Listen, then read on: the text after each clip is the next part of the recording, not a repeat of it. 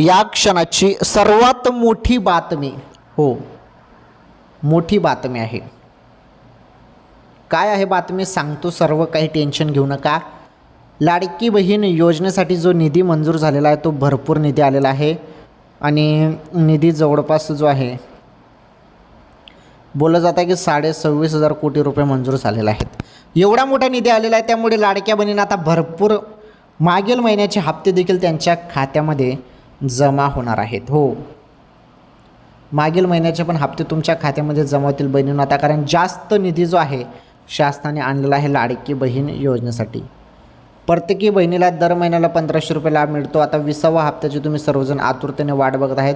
20वा हप्ता जो आहे हा तुमच्या खात्यामध्ये कोणत्याही क्षणी जमा होईल.